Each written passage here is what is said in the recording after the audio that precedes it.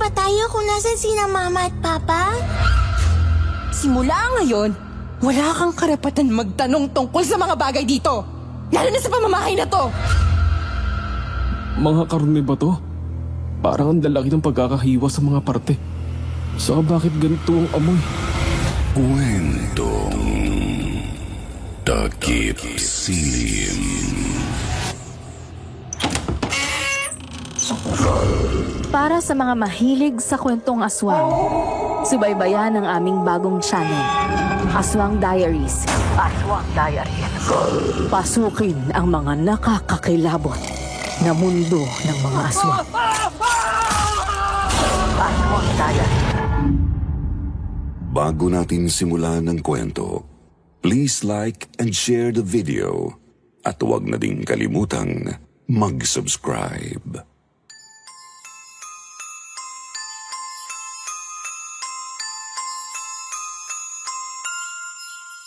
Magandang araw, Sir Jupiter.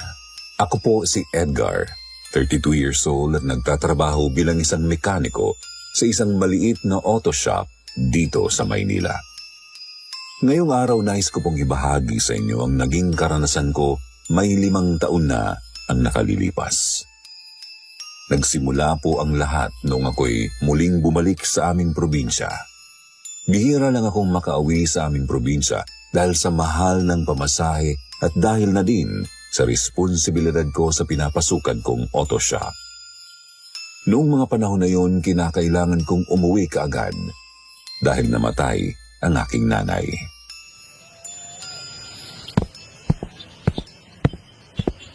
Sakay ka, boss? Saan po tayo? O boss, sa may Buena Vista lang, Purok 2, sa may Arco banda.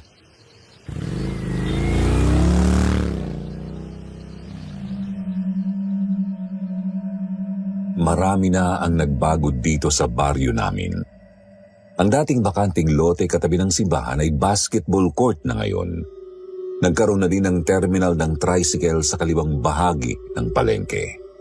Tandang-tanda ko pa noong bata pa lang ako. Tuwing linggo ay nilalakad lang namin ni nanay mula sa amin ang papuntang simbahan. At pagkatapos ng misa, palagi akong ibinibili ni nanay ng paborito kong puto. Premyo ko daw dahil maaga akong nagising para samahan siyang magsimba. Minsan ko na ding tinulungan ang nanay noong nagtitinda pa siya dito sa may palengke.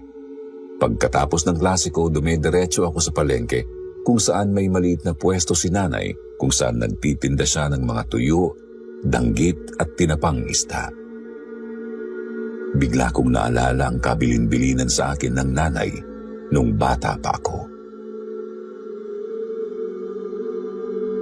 Kaya ikaw, Edong, mag-aral kang mabuti ha. Ayokong lalaki kang bulakboy.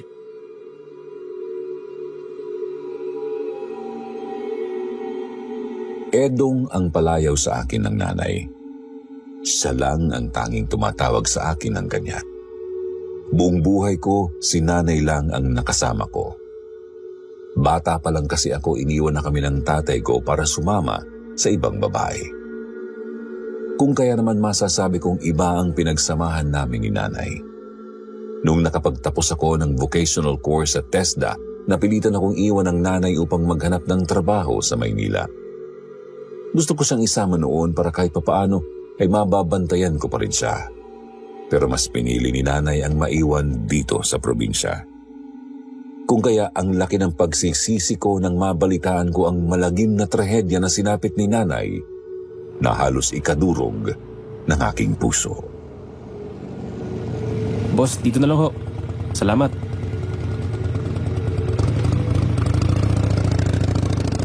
Mula sa kung saan ako binaba ng tricycle, naglakad pa ako ng halos 15 minutos papunta sa lugar namin. Matarik na kasi ang daan paakyat sa amin kung kaya sa may bukana na lang kami inihahatid ng tricycle. Habang naglalakad, muling sumagi sa isipan ko ang mga masasayang alaala namin ng nanay. Lalo na ang mga pagkakataong ibinapasyal niya ako at ibinibili ng mga laruang gusto ko. Matapos ang ilang sandali, nakarating na rin ako sa tapat ng bahay namin. Unang tingin pa lang, mararamdaman mo na ang kalungkutan na dala ng ihip ng hangin. Tahimik ang buong bahay. Hindi na itutulad ng dati kung saan halo-halong ingay ang maririnig mula rito. Pagbukas ko ng maliit na gate, napansin ko ang mga alagang halaman ng nanay. At kasabay ng pagkawala niya, isa-isa na ring nangamatay ang mga ito. Napuno na rin ng mga natuyong dahon ng harap ng bahay na dati-rati ay halos araw-araw niyang winawalis. Ramdam ko ang lungkot at bigat ng biglaang pagkamatay ni nanay. Isang linggo na rin kasi ang nakalipas mula nang siya ay bigla na lamang nawala. At tanging parte na lamang ng sira-sirang duster ang natagpuan sa malalim na parte ng kagubatan. Usap-usapan sa lugar na inatake raw ng mabangis na hayop ang nanay, kung kaya't hindi na muling nakita pa ang kanyang mga labi. Pagkapasok ko ng aming bahay, hindi ko napigilan ang sarili ko sa pag-iyak. Naaalala ko ang mga masasayang alaala na tanging ang mga dingding ng bahay na ito lamang ang naging saksi.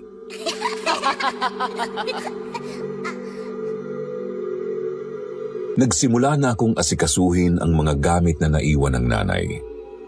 Ang kanyang mga damit, pati na rin ang kanyang mga alahas. Isa-isa kong tinupi ang mga duster at mga bestida ng nanay at inilagay ang mga ito sa isang malaking plastic bag. Nilinis ko na rin ang buong bahay dahil napansin kong matagal-tagal na rin mula nung huli itong nalinis maigi. Habang abala ako sa pagtatanggal ng mga agiw sa kisame at dingding, nakarinig ako ng isang boses. Ito ay boses ng isang matandang babae. Edgar! Bigla akong napatigil sa paglilinis matapos kong marinig ang boses na yon. Nilibot ko ang mga mata ko upang hanapin kung saan nanggagaling ang boses na yon. Edgar! Edgar! Maya-maya lamang bigla ko muling narinig ang boses ng matanda.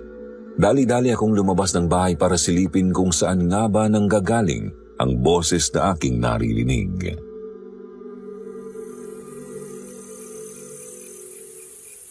Edgar! Edgar! Sino yan? Sino ka, ha? Edgar! Sumagot ka! Sino yan? Lumabas ka! Magpakita ka sa akin!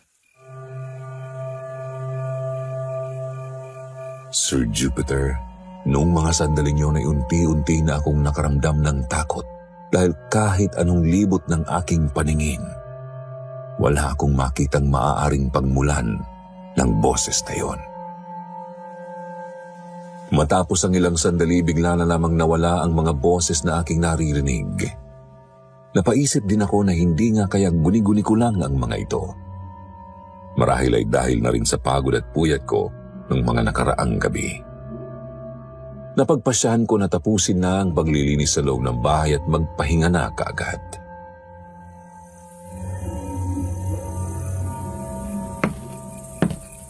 Ay, nako.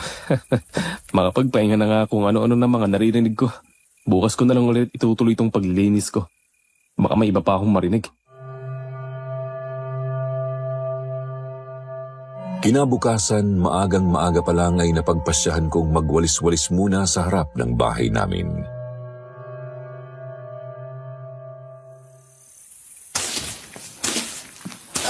Grabe naman yung mga dahon dito. Napakadami naman ito. Parang kanina pa ako nagwawalis pero parang di rin nauubos ang mga to.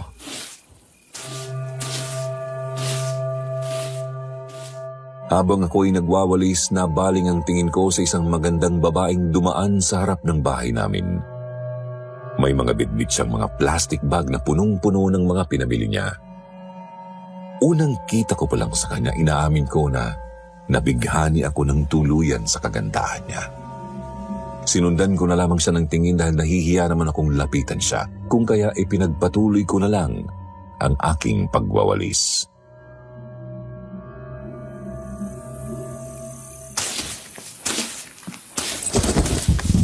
Ay, Diyos ko po, ano ba naman yan?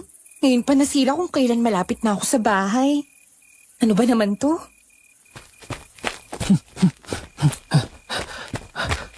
Tulungan na kita dyan. Ay, wag na po. Nakakahiya naman po. Kaya ko na po ito. Malapit lang naman po ako sa amin kaya kaya ko na po ito. Wag na po kuya, salamat na lang po. Hindi, sige na. Tulungan na kita. Ang dami-dami nitong mga dala mo, tapos ang nipis pa nitong plastic. Ay, hindi po talaga kuya. Okay na po ako, kaya ko na po talaga to. Lapit na lang po yung sa amin, oh. Nakakahiya naman kung aabalahin ko pa po kayo. Hindi yan. Tulungan na kita. Amin na. Ako na magdadala nitong mga to. Sigurado ka po, kuya? Sige po. Maraming salamat po, kuya, ha? Sa susunod, ipapadoble ko na tong plastic para hindi na masira ulit. Ako, thank you, kuya, ha? Ako nga pala si Yoli. Ako naman si Edgar. Tara. Tulungan na kitang dalin mga to. Hatid na rin kita.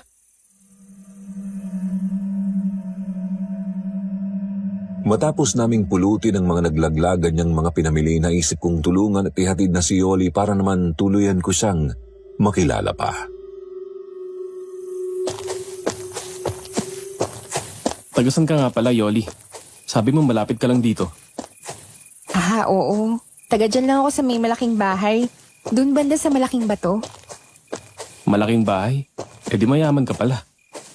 Ay, naku, hindi po ah. Grabe naman po sa mayaman agad. Hindi ko bahay yun. Namamasukan lang po ako doon. Sigurado ka ha? Baka mamaya niloloko mo lang ako, mayaman ka pala talaga. Hindi nga.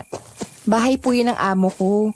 Tsaka may mayaman bang naglalakad galing palengke? Eh di sana nakakotse ako, ni wala nga akong pang tricycle eh. May malaking bahay na pala dun.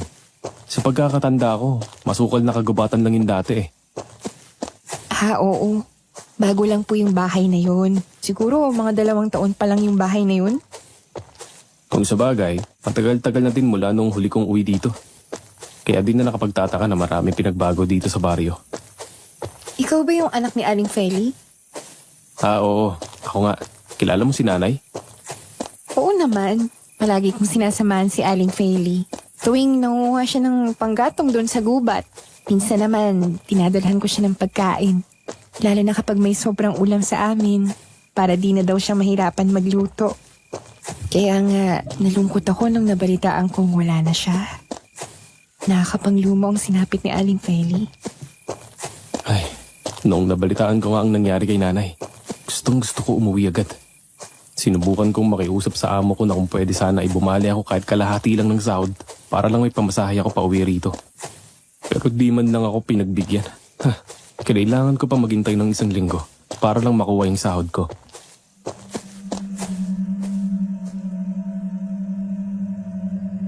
Habang nagkwekwentuhan kami ni Yoli, maya-maya lamang ay nakarating na kami sa bahay kung saan siya namamasukan. Dumaan kami sa bandang likurang bahagi ng bahay dahil mas malapit ito sa kanilang dirty kitchen. Agad ko namang inalalayan si Yoli sa pagligpit ng mga pinamili niya at isa-isa kong inalis ang mga ito sa plastic.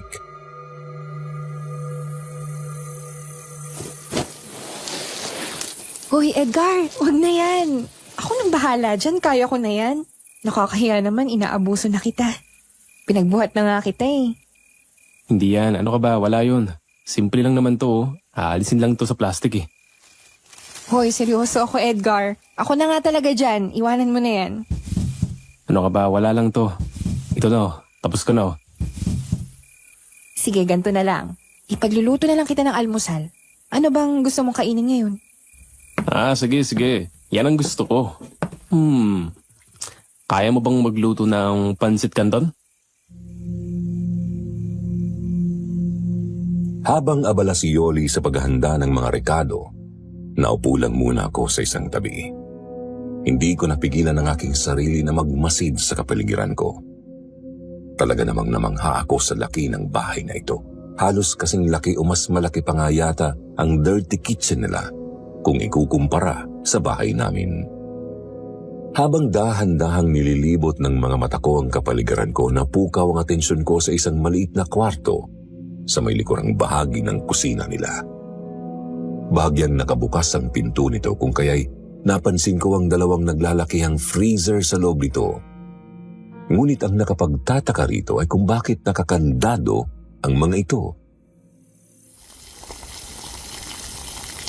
Yoli, ano yung nandun sa loob ng kwarto na yun? Freezer ba yun? Bakit naman nakakandado pa? Ay, wala yan. Pinapalak lang sa akin yan ng amo ko. Tsaka ikaw napaka-chismoso mo. Uy, hindi nagtatanong lang eh.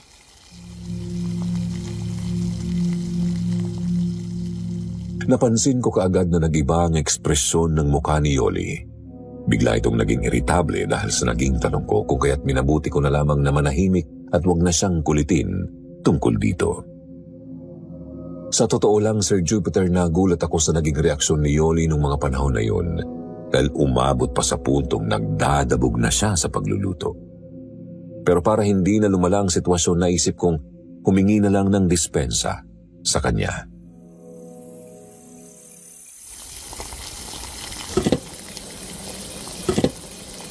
Yoli, pasensya ka na ha. Hindi ko sinasadya na maging usisero o chismoso. Hayaan mo. Wala na yun.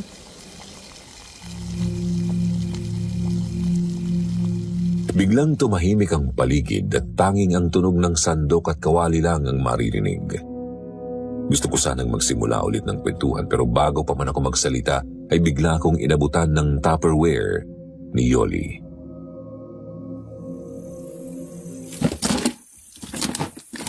Oh, ano to? Para saan to? Hindi yung pansit mo. Di ba sabi mo kanina yan yung gusto mo? Oo nga. Akala ko lang dito ko nakakainin eh. Hindi na nga pwede. Maya-maya babangon na yung amo ko. Kaya sige na, muwi ka na. Ha? Muwi ka na nga, sabi. Baka mapagalitan pa ako ng amo ko. Bawal ako magpapasok ng hindi namin kakilala dito sa bahay. Sige na, muwi ka na. Dali na, lumabas ka na dun, muwi ka na dun. Galit ka ba kaya mo ba ako pinapaalis? Hindi nga, sige na Edgar, umuwi ka na, dalian mo. Oo na, sige na. Salamat dito sa pansit ha. Oo, sige na.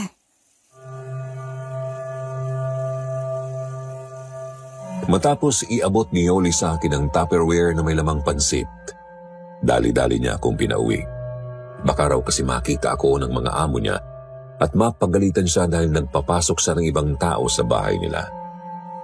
Kahit nagtaka at nabigla ako sa bilis ng mga pangyayari, hinayaan ko na lang ito dahil ayaw ko naman ding mapagalitan si Yoli ng mga amo niya. Di nang tagal, sinimulan ko lang maglakad pabalik sa bahay namin. Pero di pa man ako nakakalayo sa bahay nila Yoli, may napansin akong matandang babae na nakatayo sa may paanan ng malaking puno ng balete. Agad akong napahinto at napalingon sa kung saan ko nakitang nakatayo ang matanda, pero nawala agad ito. Nilibot ko kaagad ang aking mga mata para hanapin ang matanda, pero wala talaga akong makita. Alam ko sa sarili ko na hindi ako maaaring magkamali. Alam ko na hindi ako basta-bastang namalikmata nung mga sandaling yun dahil may nakita talaga akong matandang babae na nakatayo sa paanan ng malaking puno.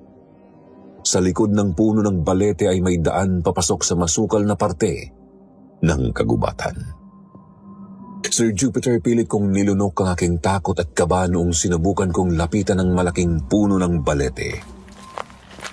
Ramdam ko ang bawat butil ng malamig na pawis na tumatagaktak sa mukha ko habang papalapit ako. Pagdating ko sa paanan ng puno ng balete, hindi ko napigilan ang sarili kong mapatingin sa masukal na parte ng kagubatan. Noong mga sandaling yun, para bang may tumatawag sa akin para pumasok sa liblib na lugar ng kagubatan. Yung tipong gusto kong pigilan ang sarili ko pagpasok, pero hindi ko magawa, na para bang wala akong kontrol sa mga kilos ko. Nanigas lalo ang katawan ko nang biglang maramdaman ko na may humawak sa balikat ko. Edgar, ayos ka lang ba? Anong ginagawa mo dyan? Anong sabi mo? Ang sabi ko, kung okay ka lang ba? Kanina pa kasi kita tinatawag pero di mo ako pinapansin. Nakatulala ka lang dyan. Ano ba kasi ang tinitignan mo dyan? Wala naman. Wala daw. Pero nakatulala ka dyan. Kung hindi pa kita nilapitan, hindi mo pa ako mapapansin. Wala talaga. May naalala lang ako. Oo, tama. May naalala lang ako. Sige, sabi mo eh. Bakit mo nga pala ako tinawag kanina?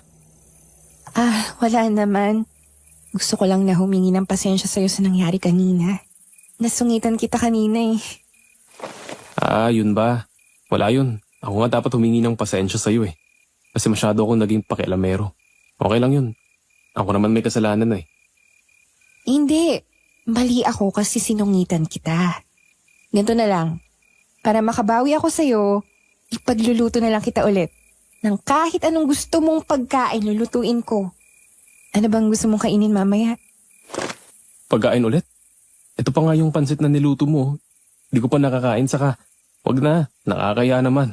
Okay lang ako. Wala na yung kanina, hayaan mo na yun. Hindi pwede yun. Sige na. Ano bang gusto mong kainin mamaya? Wag na, ayos lang yun.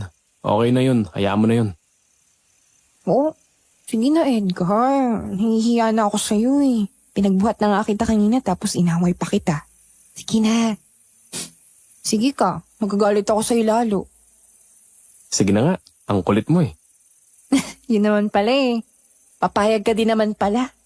O sige, ano bang gusto mong kakainin mamaya? Dali na, kahit ano pa yan lulutuin ko. Basta ikaw na bahala kung anong gusto mong lutuin. Kahit ano naman, kinakain ko eh. Oh, sabi mo yan ah.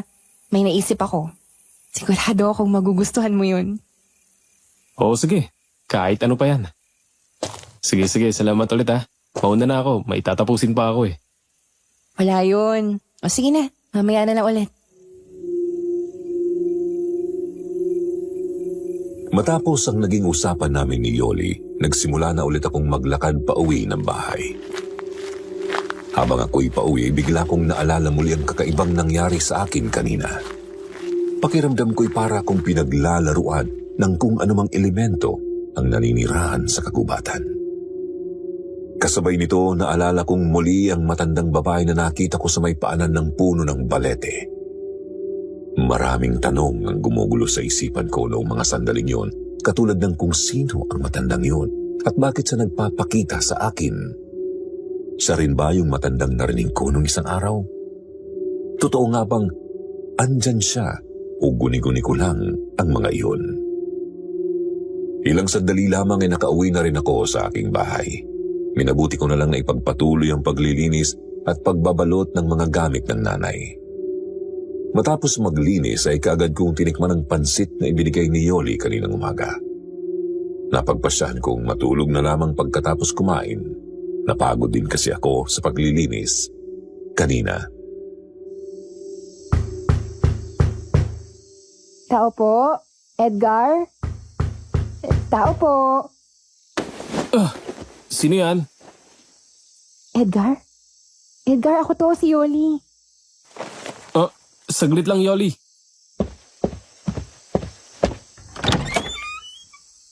Yoli, kamusta? Bakit napadaan ka? Nako Edgar, pasensya ka na at ginising yata kita. Dala-dala ko na yung niluto kong ulam para sa'yo. Dinalhan na lang din kita ng kanin para makakain ka na agad.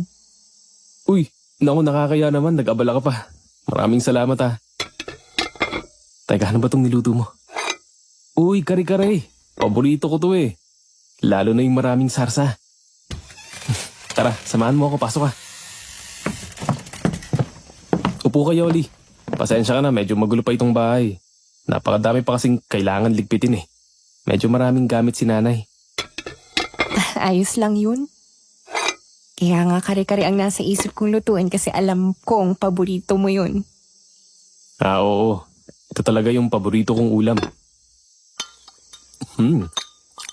Uy, masarap ha. Kalasang-kalasa ng kare-kare ni nanay. Magaling ka pala talagang magluto, Yoli. Ang sarap oh. Ito naman, pinula mo pa ako. Baka gutom ka lang. Totoo naman. Pero bukod dun, masarap naman kasi talaga. Teka, matanong ko lang. Paano ba kayo nagkakilala ng nanay? Bale, nakilala ko si Aling Feli nung minsan nakita ko siyang papasok ng gubat para manguha ng panggatong. Sabi ko sa kanya, huwag siya pumasok doon lalo na't wala siyang kasama. Kaya simula noon, sinasamahan ko na siya sa tuwing mangunguha siya ng kahoy na panggatong. Minsan dinadalan ko siya ng ulam ng sobrang pagkain namin dito. Minsan naman nagpapaturo ko sa kanya magluto ng iba't ibang pagkain. Tapos ayun, kwentuhan lang tungkol sa mga buhay namin.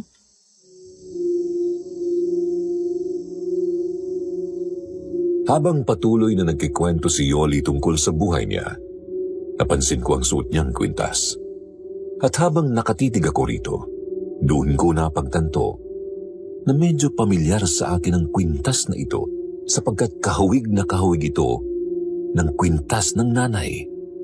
Sa pagkakatanda ko kasi ang kwintas ni nanay na kahawig ng suot-suot ni Yoli ay ang pinakamamahal niyang kwintas. Bigay raw kasi iyon ng tatay ko bago sila ikasal. Nakaramdam ako ng pag-aalangan sa pagtatanong kay Yoli tungkol dito dahil baka masamain niya ito at mauwi ulit sa isang pagtatalo. Marami pa kami napagkwentuhan ni Yoli tungkol sa mga buhay namin. Parehas naming hindi na malaya ng oras dahil inabot kami ng hanggang alas 12 ng hating gabi. Dahil sa kakatawa sa mga pangyayari sa mga kanya-kanya naming mga naging karanasan. Matapos ang kwentuhan, agad na ring nagpaalam si Yoli sa akin dahil baka raw kasi mapansin ng mga amo niya na umalis siya. Pagkalipas ng halos 1 linggo, mas lalo pang lumalim ang pagkakaibigan namin ni Yoli. Tuwing umaga, sinasamahan kong mamili si Yoli sa palengke at saka kami didiretso sa kanila upang tulungan siyang magluto. At sa gabi naman ay pinupuntahan ako ni Yoli sa bahay ko para dalhan ako ng pagkain. May mga pagkakataon na sabay na kaming kumakain ni Yoli ng hapunan. Dahil naging madalas na nga ang pagtambay ko sa malaking bahay, may pagkakataon na nakilala ko na ang mga amo ni Yoli. Hanga ako sa kabaitan at pagiging mapagkumbaba na mag-asawa. Taliwas ang ugali nila sa mga kwento ni Yoli sa akin noon kung saan nabanggit niya na masungit at matapobre daw ang mga ito. Lalong-lalo na ang amo niyang babae, si Ma'am Maricel. Isang umaga naabutan ako ni Ma'am Maricel na nagbubuhat ng mga tambak sa likod ng bahay nila.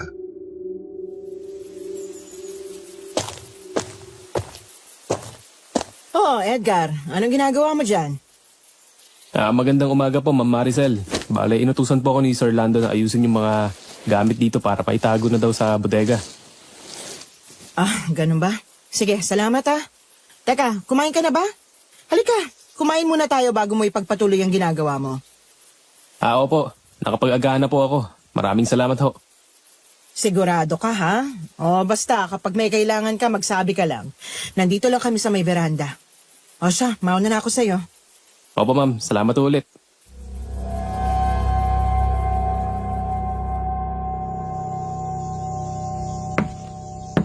Ma, nakita mo ba yung susi nitong bodega?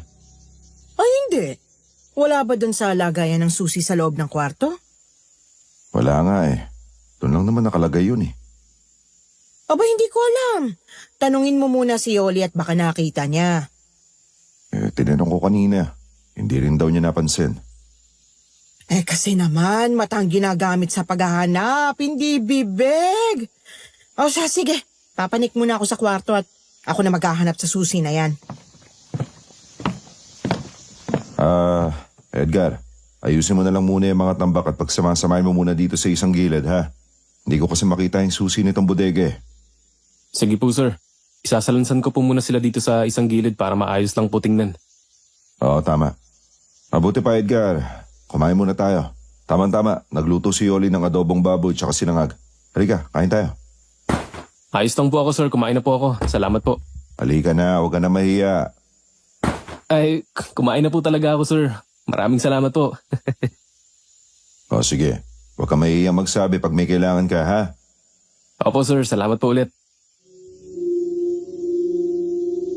Habang nag-aayos ako ng mga tambak, maya-maya lumapit sa akin si Yoli.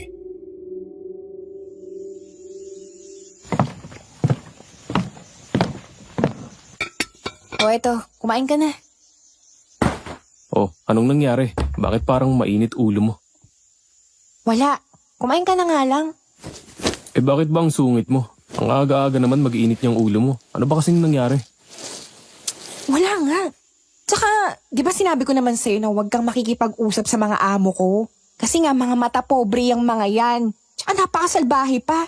Lalo na yung Maricel na yan. Bruha talaga yung babaeng yan. Paanong salbahe? Ang bait-bait nga kanina. Inaya pa nga akong kumain na kasama sila eh. Dito ka na sa kanila. Diyan ka na nga. Yoli, bakit ba galit ka sa akin? Uy, Yoli! Yoli!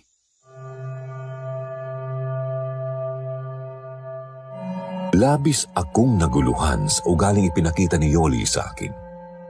Hindi ko maintindihan kung bakit ipinipilit niya na masama ang mga ugali ng mga amo niya dahil hindi naman ganoon ang pakikitungo ng mga ito sa akin. Nitong mga sumunod na araw napansin kong naging mas masungit at iritable si Yoli. Naging mas madalas na ang pagtatalo namin tungkol sa mga maliliit na bagay. Isang umaga habang inaalalayan ko si Yoli sa paghahanda ng mga rekado ng kanyang lulutuin, naisipan kong kumustahin ang mga amo ni Yoli. Napansin ko kasi nabibihira ko na makita ang mga amo ni Yoli, pati na rin ang 6 na taong gulang na anak nila. Kung dati ay palagi ko silang nakikitang nagsasalo-salo sa veranda, ngayon kahit anino nila ay di ko na maaninag. Ang kanilang anak na si Trina ay hindi ko na rin nakikitang naglalaro sa kanilang maliit na hardin.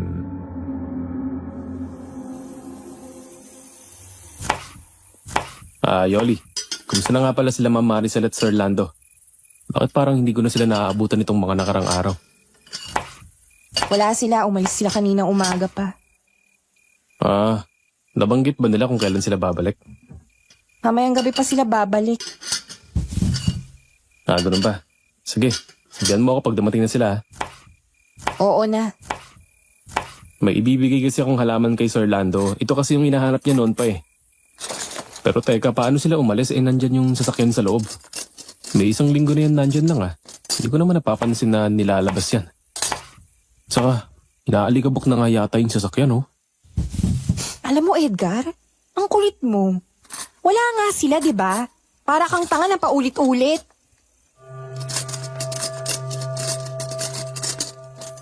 Halata sa boses ni Yoli ang pagiging iritado niya. Gusto ko siyang tanungin kung bakit bigla na namang mainit ang ulo niya. Ngunit hinayaan ko na lamang ito dahil ayaw kong mauwi na naman ito sa isang pagtatalo. Naisip ko na baka pagod lamang si Yoli nitong mga nakalipas na araw kung kaya medyo masama ang timpla niya. Habang naghihiwa ako ng mga gulay, nabaling ang aking atensyon sa isang kakaibang amoy.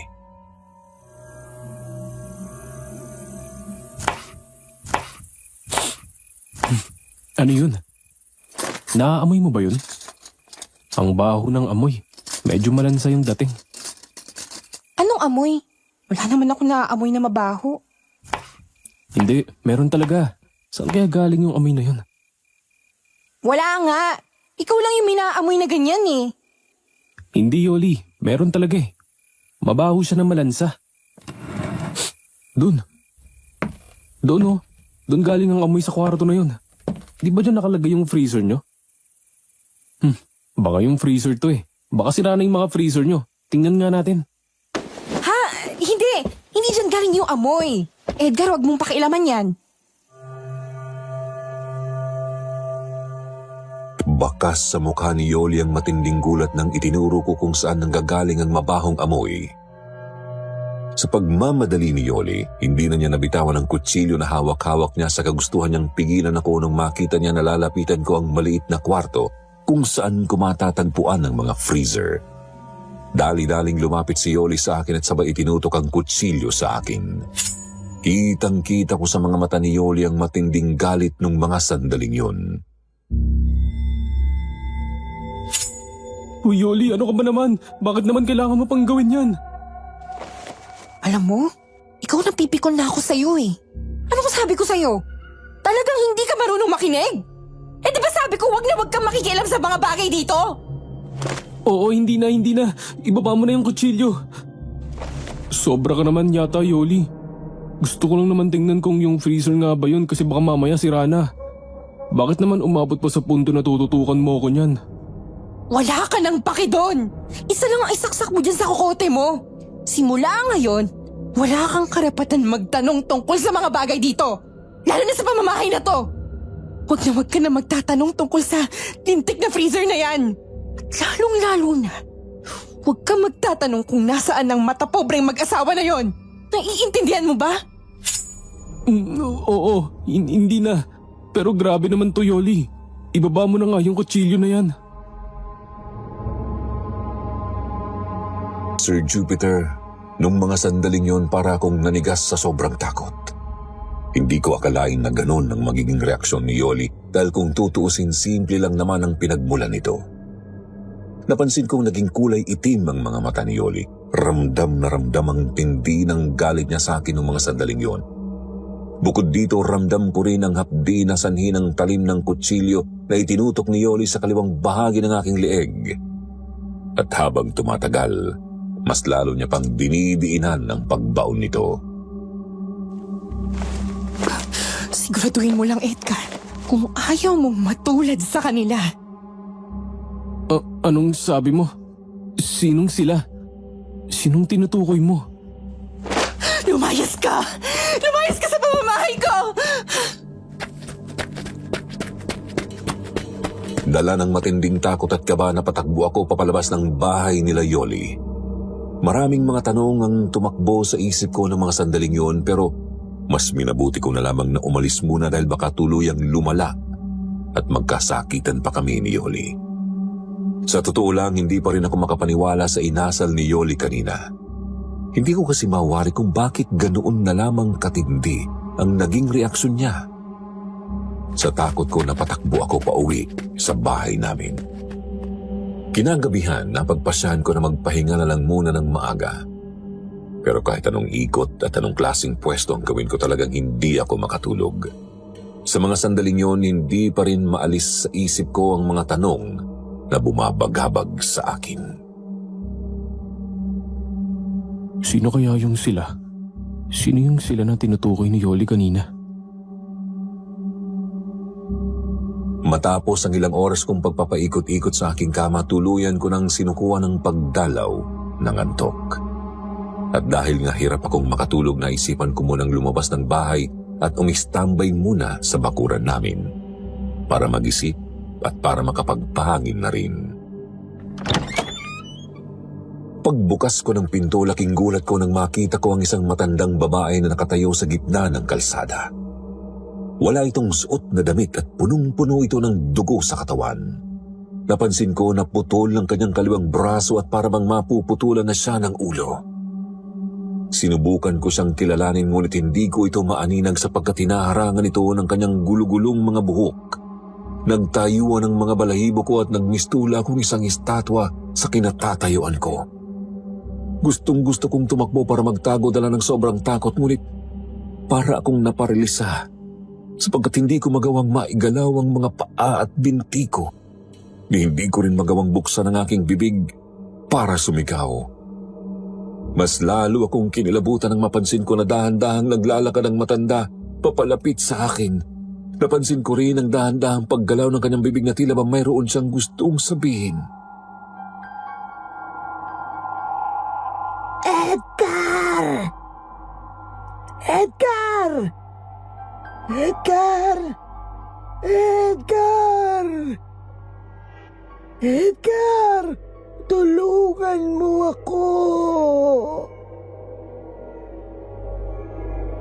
Bumilis ang tibok ng puso ko nang marinig ko ang boses ng matanda sapagkat ito rin ang boses na narinig ko noong unang araw na umuwi ako dito sa bahay.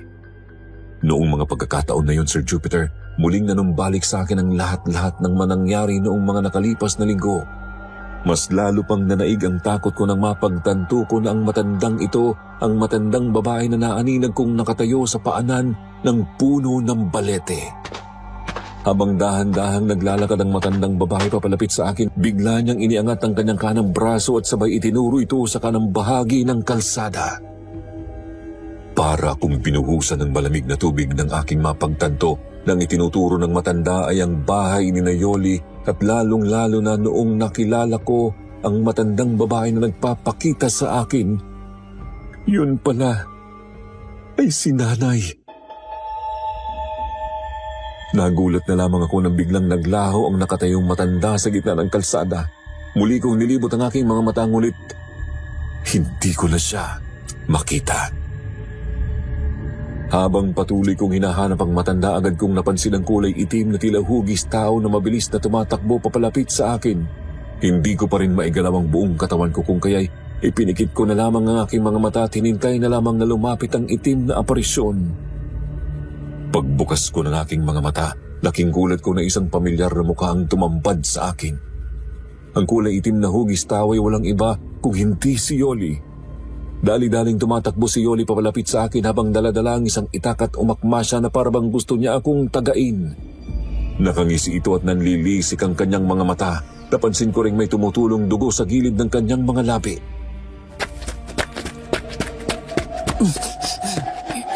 Yoli! Wag!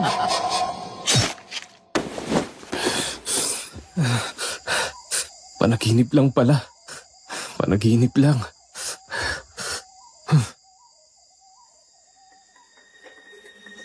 Matapos akong mapabalikwas, agad akong bumangon mula sa kama at dali-daling lumabas ng bahay para pumunta sa bahay ni Yoli. Nanumbalik lahat-lahat sa akin ang mga tanong na gumagambala sa isip ko, pati na rin kung bakit ganoon na lamang ang naging panaginip ko. Noong mga panahon na iyon, desidido na ako na masagot ang lahat ng aking mga katanungan tungkol sa trahedyang sinapit ng aking ina. Ang biglaang pagkawala ng mga amo ni Yoli, ang mabahong amoy na nagmumula sa mga nakakandadong freezer, at kung bakit ganoon na lamang ang naging panaginip ko at kung isa ba itong pahiwatig. Dali-dali akong naglakad papunta sa bahay ni Yoli. Hinanda ko ang aking sarili sa kung ano man ang matutuklasan ko. Naisipan kong dumaan sa likurang bahagi ng bahay at dahan-dahan kong inakyat ang gate dahil nakakandado ito. Habang inaakyat ko ang gate, nabaling ang atensyon ko sa isang itim na plastik na nakapatong sa isang malaking drum ng tubig. Nakabukas ito ng kaunti, kung kaya't makikita kaagad ang laman sa loob ng plastik. Napukaw ang atensyon ko sa plastik na yon ng aking maaninag ang kapirasong parte ng damit. Dahil dito, minadali ko ang pag-akyat sa gate at dali-dali kong pinuntahan ang itim na plastik. Agad na nagtayuan ang aking mga balahibo nang makita ko ang ibang parte ng sira-sirang duster ni nanay. Sigurado ako, hindi ako maaaring magkamali sapagkat alam ko na ito ang paboritong duster ng nanay dahil ito'y niregalo ko sa kanya noong una kong makuha ang aking kauna-unahang sahod sa pagmemekaniko. Bukod sa sira-sirang duster, natagpuan ko rin ang iba pang mga gamit ni nanay tulad ng kanyang mga tsinelas, salamin sa mata at pati na rin ang kanyang pitaka. Agad akong nakaramdam ng matinding galit ng mga pagkakataong yon. Dahil dito walang pag-aalinlangan akong naghanap ng martilyo at dali-dali kong tinungo ang maliit na kwarto kung saan nakatago ang dalawang naglalakihang freezer. Habang pinupukpok ko ang kandado ng freezer, magkahalong galit at takot ang bumabagabag sa damdamin ko. Matinding galit sa kahayupan ng kung sino mang gumawa ng ganitong klaseng kahayupan sa aking ina, at higit sa lahat, takot. Natatakot ako sa matutuklasan ko kapag nabuksan ko na ang freezer na ito. Sa mga pagkakataong ito, wala na akong pakialam kung umalingaso man ang tunog sa lakas ng aking pagpupukpok sa kandado. Matapos ang walang humpay kong pagpukpok, tuluyan ko nang nasira ang kandado. Matapos masira ang kandado, dali-dali kong inangat ang pinto ng freezer. Agad na tumambad sa akin ang iba't ibang parte ng karne na isa-isang nakabalot sa plastik. Kitang-kita pa ang mga bakas ng dugo mula sa karne. Ano tong mga to? Mga karne ba to? Bakit parang ang dalag ng pagkakahiwa sa mga parte? Saka bakit ganito ang amoy? Ang baho naman ng mga ito. Agad kong iniangat isa-isa ang mga karne na parang mayroon akong bagay na hinahanap o gustong makita noong mga pagkakataon na yon. Matapos kong isa-isahin ang mga nakabalot na karne, napabaling ang aking atensyon sa isang plastik na matatagpuan sa bandang ilalim ng bahagi ng freezer. Medyo may kalakihan ito at medyo hugis pabilog. Ngunit ang ipinagtataka ko ay ang mga marka nito na animoy mga sugat na mula sa talim ng itak. Habang tinititigan ko ito, unti-unting nawari sa aking isipan kung ano ang bagay na ito. Ano kaya ito? Ang bigat naman yata nito. Dahan-dahan kong iniangat ang plastik at tumampad sa akin ang isang bagay na talaga namang kagimbal-gimbal.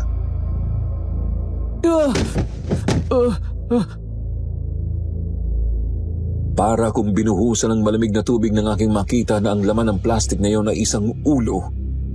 Dala ng tinding gulat ako'y biglang napaupo at agad ko rin itong nabitawan dahil sa sobrang takot. Bukod sa takot, hindi ko rin naiwasang hindi mapaiyak nang makita ko ang sinapit ni Ma'am Maricel. Dito ko napagtanto na hindi lang pala basta-basta mga parte ng karne ang mga nakita ko kanina sa loob ng freezer. Ito pala ay parte ng mga katawan ng tao, mga parte ng katawan ni Ma'am Maricel. Dahil dito napagpasyahan kong sugurin at kumprontahin si Yoli. Habang bit-bit-bit-bit ko ang martilyo, dali-dali akong sumugod papasok ng kanilang bahay. Imposible. Hindi totoo to. Yoli! Yoli! Lumabas ka dyan, hayop ka, Yoli! Harapin mo ako! Anong problema, Edgar? Bakit ka naman nag-iiskandalo dito? Shh! Huwag ka maingay. Baka magising yung mga amo ko. Anong pinagsasabi mo? Paanong magigising at pinatay mo na sila? Tama ako, di ba? Di ba?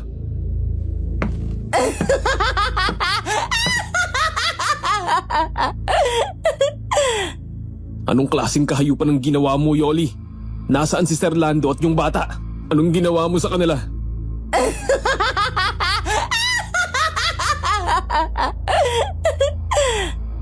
Teka, may kinalaman ka ba sa pagkamatay ni nanay? Hindi ko napigilan ng mapikon sa mga sagot ni Yoli sa akin at dahil dito agad-agad ko siyang nilapitan. Nasaan si Sir Lando at si Trina? Sagutin mo ang tanong ko, Yoli. Nasaan si Sir Lando at si Trina? Anong ginawa mo sa kanila? Nagustuhan mo ba yung mga niluto ko sa'yo, Edgar? Huh? Anong ibig mong sabihin? Kitang-kita ko sa mukha ni Yoli na tuwang-tuwa siya sa mga nangyayari.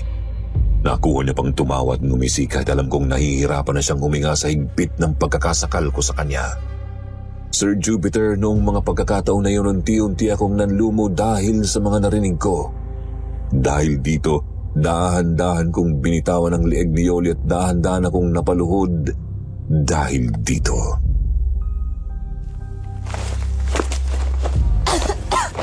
Ewan ko sa'yo, Edgar. Tanong ka kasi ng tanong kung nasaan ang mga amo ko. Paano mo ba naman sila mahanap? Kung sarap na sarap ka dun sa mga kinakain mo. Anong ibig mo sabihin? At saka yung nanay mo, hindi mo ba siya nalalasahan doon sa kare-kare na niluto ko? Di ba ang sabi mo? Kalasa-lasa ng luto ko yung luto ng nanay mo. Ayop ka! Anong ginawa sa'yo ng nanay ko? Matagal na akong nagtitimpi dyan sa Maricel na yan eh. Masyado siyang pumapapil sa amin ng Lando ko. Kaya dapat lang talaga sa kanya yung mga dinanas niyang paghihirap. Masyadong matalim ang tabas ng dila ng bruhang yun. Kaya ayun, pinutol ko yung dila niya. Isa-isa kong tinaga yung mga binti at braso niya habang nakagapos siya. Gusto kong maramdaman niya yung lahat ng galit ko sa kanya. Palagi din siya nagrereklamo at nag-iinarte kay Lando. Kesyo lagi daw sumasakit yung ulo niya. E di syempre, tinaga ko yung ulo niya para tuluyan na siyang manahimik. Alam mo, Edgar, isa rin tong si Lando eh. Matapos ang lahat ng ginawa ko para sa kanya, matapos kong ipagtapat sa kanya na mahal ko siya, anong ginawa niya? Iniwasan niya ako. At mas lalo niya pang binigyan ng atensyon yung bro ang asawa niya. Mukha namang nilipasan ng panahon. Ay, akala ko, mahal niya din ako eh. Akala ko, pipiliin niya ako kapag pinatay ko yung asawa niyang bruha. Pero anong sinabi niya? Masyado daw akong ilusyonada. Kahit ano daw gawin ko, hindi niya ako magugustuhan. Ang kapal ng mukha niya. Siyempre, pinutol ko din yung dila niya.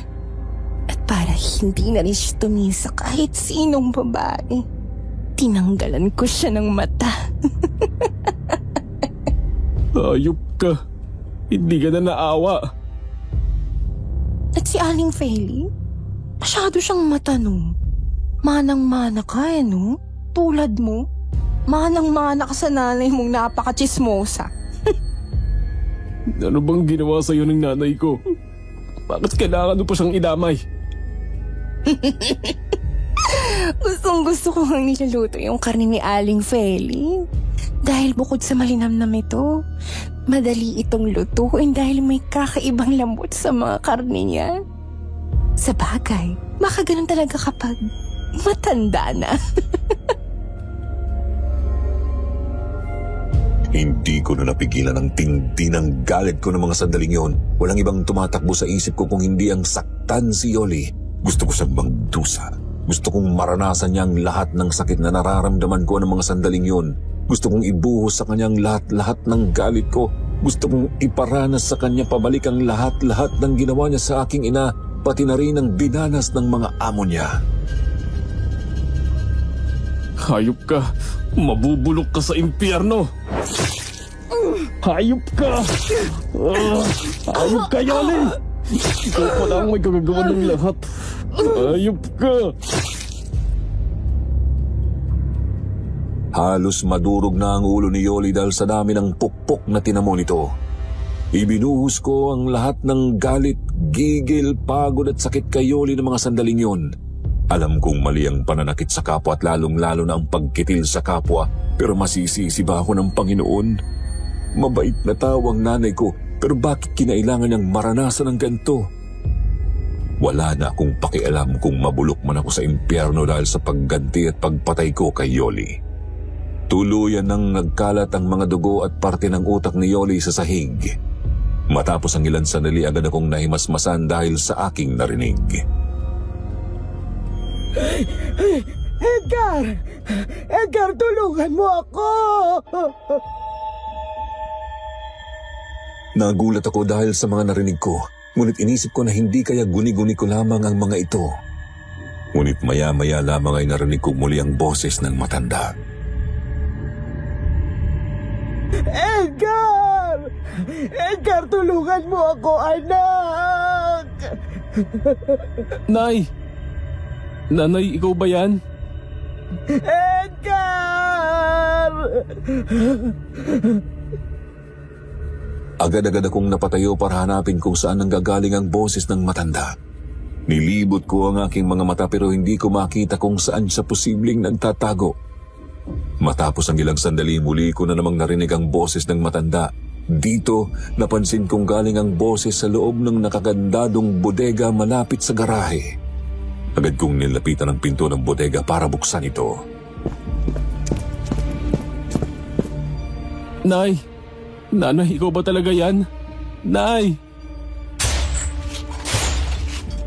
Matapos ang ilang beses kong pagpukpok sa kandado ay nasira ko din kaagad ito at dali-dali ko itong binuksan. Animoy para akong binuhusan ng malimig na tubig dahil sa nakita ko sa loob. Nay! Nanay! Ikaw ba yan?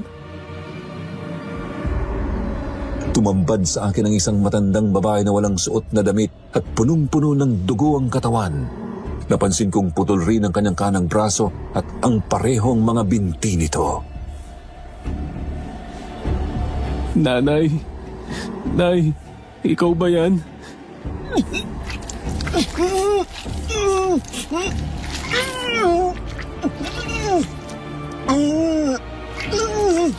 Nay, ako to. Si Edgar. Anak mo.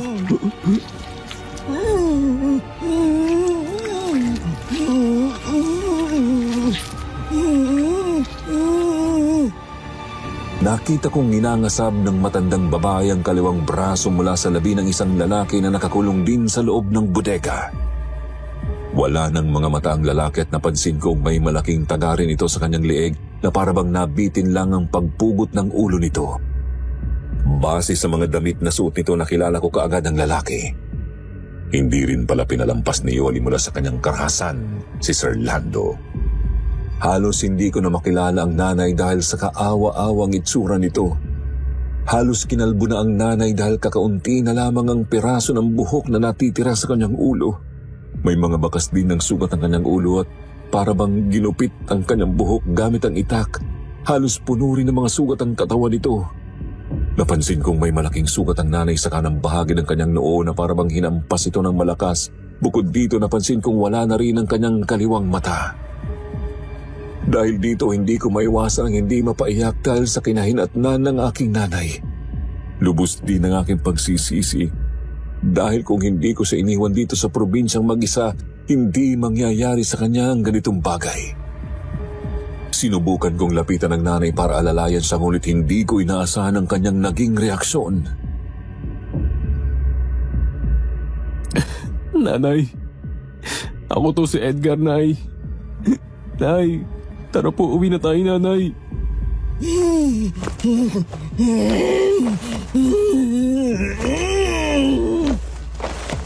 Nanay, ako to si Edgar.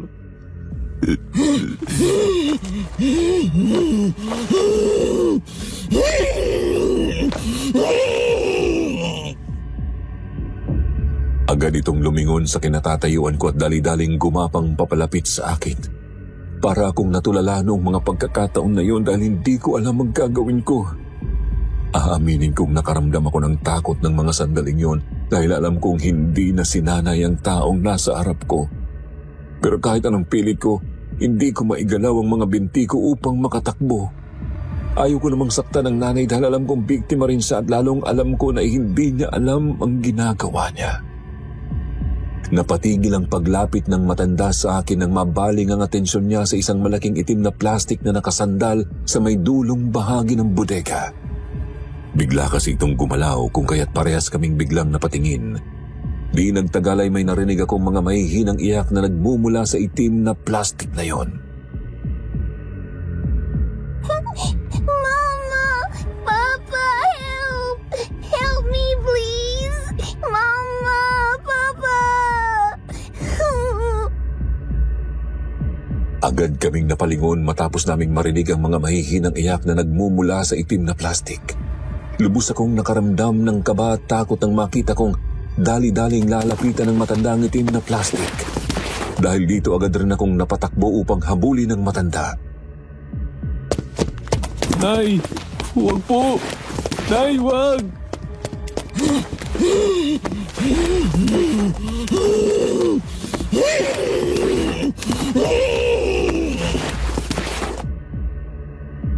Dali-dali kong hinabol ang matandang gumagapang papalapit sa umiiyak na bata.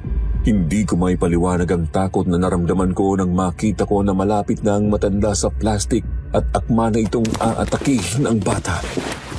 Dahil dito, hindi na ako nagdalawang isip na hampasin ng martilyo ang ulo ng inay. Nakaramdam ako ng kirot sa aking dibdib ng mga sandaling yun. At kahit nalabag man sa aking loob na sakta ng inay, mas inalala ko ang magiging kalagayan ng bata kung sakaling masaktan niya ito. Talaga namang ikinadurog ng aking puso at tuluyan ko nang hindi napigilan ang pagtulo ng aking mga luha ng aking titigan ng inay sa huling pagkakataon. Masakit sa akin na kinailangan kong saktan ng aking nanay na siyang bumuhay at nag-alaga sa akin noong ako'y bata pa. Napansin ko na may mga pasa at mga ilang sugat din si Trina sa kanyang mga braso at binti kung kaya't agad-agad ko siyang inalalayan para tanggalin ang mga tali niya sa kanyang mga kamay at paa. Tinarin ang panyong nakatali sa kanyang bibig at mga piring sa mata.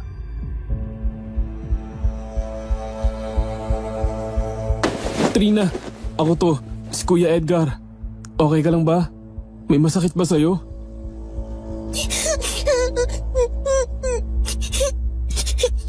Kuya Edgar, nasan sina Mama at Papa? Ayaw na pa nila sa akin. Ha? Hindi ah. Sino nagsabi sa'yo niyan? Sabi sa akin ni Ate Yoli, ayaw na daw sa akin ni na Mama at Papa kasi bad daw ako. Hindi totoo yan. May masakit ba sa'yo? Turo mo sa akin kung saan ang masakit. Nasaan na sina Mama at Papa? Bakit wala sila? Kanina ko pa sila tinatawag eh. Ay, may pinuntahan lang sila. Saan sila nagpunta? Bakit nila ako iniwan? Ang sabi nila sa akin, hahanapin nila yung pinapabili mo na laruan. Yung gustong gusto mo. Kaya halika, puntahan natin sila. Isusurprise natin sila, kuya. Oo.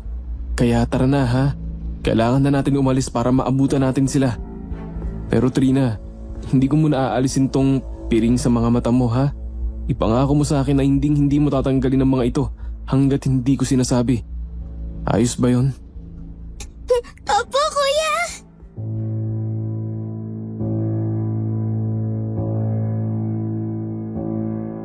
Agad kong kinarga si Trina papalabas ng bodega at dali-dali ko siyang isinakay sa sasakyan. Isa na lang ang tumatakbo sa isip ko noong mga pagkakataon na yon. Yun ay ang maialis na ang bata sa bahay na yon. Hindi ko muna inalis ang piring niya sa kanyang mga mata sapagkat ayaw kong makita niya ang madugong mga labi sa paligid niya.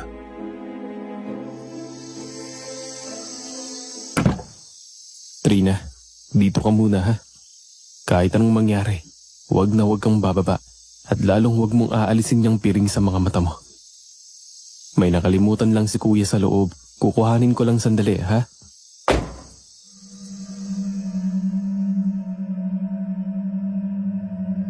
Matapos kong iwanan muna ng sandali ang bata sa loob ng sasakyan, agad akong nagtungo pabalik sa loob ng bodega upang muling tingnan ang labi ng aking inay. Nais ko kasing magpaalam na sa aking inay at gusto ko rin muling humingi ng tawad sa kanya sa mga pagkakataon na iniwan ko siyang mag-isa rito sa probinsya. Pagpasok ko muli sa loob ng bodega, agad kong nilapitan ang labi ng nanay. Iniangat ko ito at ipinwesto ito ng maayos.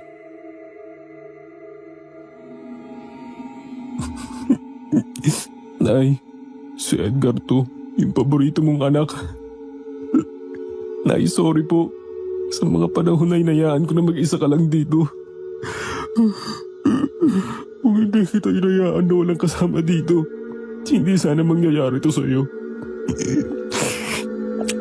Sana mapatawad mo ako, nanay. Sorry po. Hindi naman kasing mangyayari at talaga ang lahat ng ito. Noong umpisa pa lang ay sinama na kita papuntang Maynila eh. Naiinis ako sa sarili ko, Nay. Kasi napakawalang kwenta ko, anak. Kasi pinabayaan kita. Samantalang ikaw ginugol mo yung buong buhay mo para lang mapag-aral at mapalaki ako. Kaya, Nay, sorry po.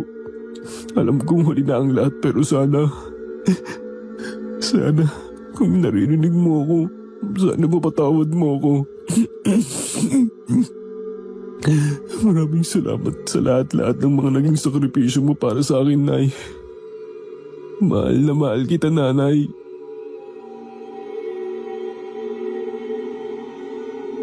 Matapos kong makapagpaalam ng tuluyan sa aking nanay, agad-agad kong binuhat ang kanyang mga labi at inilabas ito sa garahe kung saan nandoon din ang labi ni Yoli.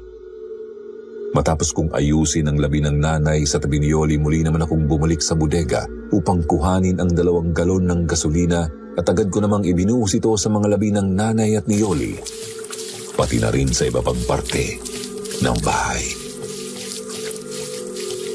Matapos ang ilang sandali, agad ko namang sinilaban ng mga labi gamit ang lighter galing sa bulsa ng aking pantalon at saka ako bumalik sa sasakyan.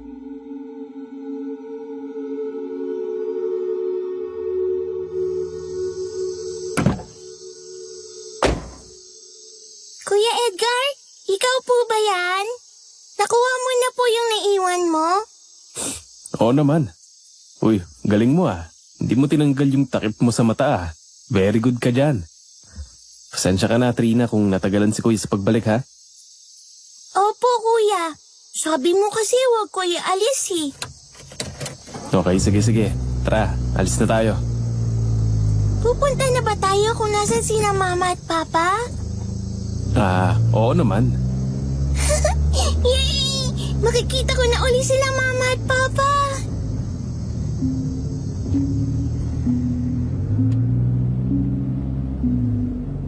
Sir Jupiter, noong mga pagkakataon na yun ay nakaramdam ako ng awa para kay Trina.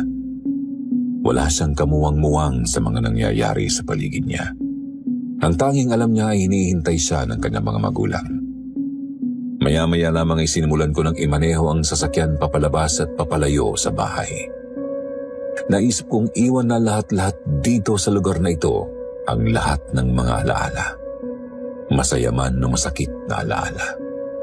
Napagpasyahan ko na rin na kupkupin na lamang ang bata at tuluyan ng magsimula ng bagong buhay sa Maynila. Ayaw ko namang iwan na lamang si Trina sa bahay ampunan dahil alam kong hindi magiging madali para sa batang 6 na taong gulang pa lamang ang lubos na maintindihan ng mga nangyayari sa kanyang paligid. Naisip ko rin na kailangan namin ni Trina ang isa't isa, lalo na nitong mga panahon na ito sapagkat kaming dalawa na lang ang tanging mayroon kami na maituturing naming pamilya. Habang papalayo kami sa nasusunog na bahay, patungo naman kami sa isang bagong bukas.